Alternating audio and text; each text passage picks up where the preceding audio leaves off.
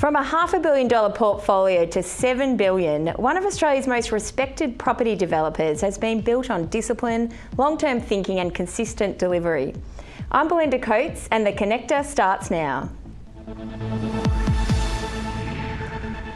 As he prepares to step down, I'm joined by Adrian Pozzo, who has led Cbus Property for nearly 2 decades, shaping its growth, values and legacy. It's so great to have you on the show, Adrian, and your legacy is ending soon, which sounds a little bit harsher, but I feel like I get the responsibility of having your exit interview. Oh, thank you. Thanks, Belinda, and great to be here. It's come on quick. When it was announced back in September last year, I thought there was quite a substantial time to go, but it's come around quickly. Yeah. But I'm looking forward to it. Yeah, and it's been 20 years? Nearly 20 years, 2007 in June. Yeah. So it's been a long journey, but it's been fantastic, absolutely incredible. And I think a lot of us in the industry have grown up watching your success, the growing from $500 million to $7 billion since 2007. What's been the biggest driver of that success, do you think? I think being part of the super fund, Cbus Industry Super Fund, it's just returns for members. And that's been our motto, our charter, and it's not deviated from there. So whether it's office buildings, residential apartments, depending on what state, it's just about the returns to members. And our average over the 20 years has been nearly 13%. With the GFC, with the property crash and everything else, we've exceeded expectations. It's really exceptional, and I think the industry over the last 22 decades has always looked to Cbus Property for direction. Oh, geez, that's a big call. Yeah, no, it is. I mean, I feel a little bit emotional having this conversation because you've really been such an important part, Cbus Property, but you as the CEO, Adrian. And you've stayed focused on major CBDs, as you mentioned, but you've also taken the lead on ESG and sustainability, future-proofing buildings. How do you balance innovation and ESG? How do you balance the innovation with the caution that you need to take to make sure you're returning that 13% to the members? It's been a ride, it's been a journey. Our first development was 8 Exhibition Street.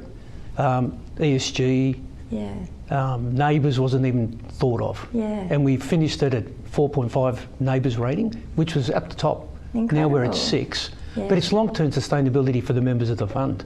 So if you include all these innovative ideas and ESG principles, the returns are there for the long haul, and which makes the members excited because you've got to remember superannuation is a long-term hold. It is. It's and from when you start at 20 years to when you retire at 65, that's 45 years of returns that people have to live on once they retire. Yeah, and I suppose you've been able to see that come to fruition over the last 20 years, and even through the GFC and COVID and the hybrid work. What leadership lessons really stand out most for you? The hybrid work has been incredible. COVID threw a spanner in the works for all of us, unfortunately, or fortunately, can I say. And it's made us think again. How do we get people into the office? How do we reimagine the workplace, which is important? And 435 Burke Street's a perfect example. Tell us about that. What are you doing there to get people excited about coming into the workplace? It's all about the amenity. Yeah. And the activation of the precinct. So we've got Chris Lucas. I shouldn't be plugging Chris Lucas, but we've got Chris Lucas. He's going to be in our show taking the whole ground floor. So hopefully he'll plug us too. The CommBank's moving in there next month, at the end of March. Yeah. It's all about what can we provide to entice people to come back to the office. And I think it's not about the workplace anymore. It's about the amenity and the collaboration for people to get back into town. And the food, obviously. So having Mr. Lucas and fine dining chef, absolutely. A world-class chef in the building really helps, doesn't it? Particularly in Melbourne. And what advice are you passing on to your successor now? You mentioned earlier that Chris Koukouphis, who's also well known in property world, your successor who will take on the CEO role or has started to take it on already since September. What are you passing on to him? So Chris has worked with myself for the 20 odd years at Cbus Property, and prior to that at various other organisations. It'll be a seamless transition. He's been running the business. Can I say jokingly? So it's been an incredible, it'll be an incredible changeover. As I said, seamless. He knows the business inside out. And we'll stick to the call. Been in each other's pocket for 20 odd years. I think you mentioned he might have started a week before you even. He started a week before me at Cbus Property, but we'd worked previously at Hollands together and Fletcher's, and yes, it's a long history. You're going to miss each other, I think. It's a divorce. It does feel like that, doesn't it? So looking back over the 19, 20 years, is there anything that you would have done differently? Not at all. The focus has never changed. As I said, it's return to members, which is most important. And they take great pride in what they built. If you've seen some of the ads that Cbus have put out, 1 William Street in Brisbane, for example, they built that. They built every building we've actually finished and we own. And they take great pride, as we do, in what we've done. And I hope that the market sees that we've transitioned many of the CBD areas in respect to office, and now with luxury apartments. So it's great to see your product finish. It's great to speak to tenants. It's great to speak to residential owners about where they're living. And everyone does take pride in what we do. And I think why you've been cautious over the years and been very selective about the CBD precincts, and you've been able to really lead the way, and 140 William Street in Perth was an exceptional precinct, 15 years ago now, I think. And a lot of the new overstation developments are probably still looking to that as a guiding force. It'll be a guiding force. But even 1 William Street, when you're building in Brisbane 75,000 square metres, the deal was done in 6 months with the state government, back in Campbell Newman's time. He wanted it done by Christmas. We documented everything in the space of 6 months. Started building after Christmas in the beautiful weather. But 75,000 square metres, it's one of the tallest buildings, if not the tallest building in office in Brisbane. I mean, so many landmarks in each of the major cities around Australia. Do you have a favourite? 8 Exhibition Street. It was the first one. The first. And Chris, who's taking over from me, was the development manager on that project. So it's been an incredible journey. And the longevity of the business, even though it's 20 years young, we've got a lot of people that were there at the same time. So it's not only us two, there were people there, there's another 3 or 4 people that have been there for the whole distance in the journey. Oh. So you've always been sceptical about build to rent.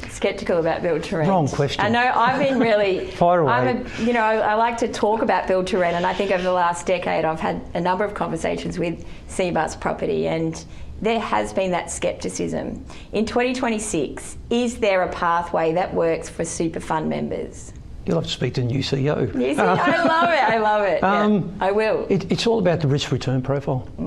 And unfortunately, we can't get it to work, but many have. Will there be an opportunity? Possibly. There's a massive undersupply of housing. It ticks all the right boxes, but it's just the buildability, the returns. It just doesn't work for us at this point in time, as compared to building an office building or a build-to-sell apartment tower. So, and the retail. In 2021, we bought 2 shopping centres, which are now in the top 10. They've grown astronomically. So we pick our mark as long as the returns are there for the members. Would you ever look at the moment, BTR just doesn't work, unfortunately. It doesn't work. Okay. It doesn't work for us. However, Cbus Property has integrated affordable housing into your premium projects. How are you balancing that social responsibility with the commercial returns? Yes, we do have a social responsibility, but unfortunately it's returns to members. It's in the best interest of members, and it's all about maximising returns for members. So talking about the office again, back to the office, because I know your eyes light up when you talk about the office. That's your favourite projects, I think, the commercial office. What do you think the office of 2026 and beyond needs to deliver? So beyond, in the future, say 10 years from now, will we still be trying to attract the Chris Lucas restaurants into our basements or top floors? Absolutely, absolutely. And it's all about the amenity and how do you attract people to come back, whether it's a wellness facility, whether it's restaurants. We've got a pool at 205 North Quay in Brisbane that's just finished.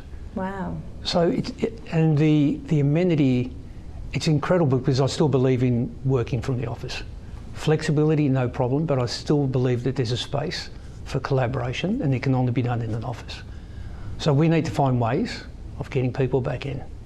Because I think a lot of people, unfortunately, are missing out in respect to social contact, collaboration by working from home. Well, I did joke with Chris Kokoufis that having an omelette station would bring people back into the office, but you can never make it stack up, unfortunately. Well, Chris might be able to. I'll still keep pushing it. Chris Lucas might be able to. We all love a fresh omelette, don't we? When you speak to Chris Lucas, he'll have 3 different types of food offerings at 435 Burke Street on the corner of Queen and Burke. Adrian, you've been a champion of change for over a decade, and for those viewers outside of Australia, if it doesn't make sense, a champion of change is someone who is an ally to creating pathways for women in our industry. Can you tell us a bit about why you've been passionate about that and what you hope to see in the future? I think the industry in respect to workers is unfortunately contracting, and we go one step further down into the construction industry itself, not just property and property investment. So we're implementing percentage of workforce on all our construction jobs now. Okay, great. Of women, great. Of Indigenous. It's mandatory now. We've made it compulsory, so they have to achieve those targets. We need to expand our workforce, and we need to be able to cater for all. And our industry is getting smaller, unfortunately. If you see some of the stats in respect to crane drivers, trades, they're decreasing. So the elderly people like myself who are retiring, there's no come through the industry. Yeah. So we've got to work out how we're going to, and you've got things like the Olympics coming up, which will be a drain on our workforce, as a lot of the infrastructure was through Melbourne, Sydney and Brisbane. So we've just got to replenish the stocks. And it's important that we have a cross-section of workforce, women, Indigenous and the lot. And that includes apprentices in respect to plumbers, electricians and so forth, carpenters. We need to replenish because we still need to build. I think that's really powerful, having the mandates and encouraging that at an apprenticeship level. What about at the leadership level? And we're also putting it into, for example, at the Property Champion Change. As you know, being in property, capital markets section of property is mostly male dominated. Yes, yes. So we're actually providing through the Champion Change apprenticeships for young ladies, females, to be able to go through the process of growth through that section of the property industry. Executive level. At executive level. Excellent. As they go through. Excellent. Because you remember, and will I speak out of school? No, I shan't. However, capital markets is really male orientated. It is. We'll go and have a meeting and go and have a beer and so forth and so forth. Yeah. The cohort of women, they've got other things to do. It's not about going to the pub and having a beer. It's about doing deals. Yeah. And we've just got to bring them through. Through the system. I think that's great, and I hope that you still stay a part of that Champions of Change. Well, now. Chris will take over my spot at the Champions Change, but I'll I'm poke happy to in help. for that. Yeah, absolutely. We've got one last question for you, which is because I'm not going to talk about what you're going to do at retirement because I don't believe we're going to keep. I think we're going to keep seeing you. But what I'm wondering is, international investment has never been part of CBUS Properties' mandate. Yes. Are we ever going to see you in the UK? On a holiday.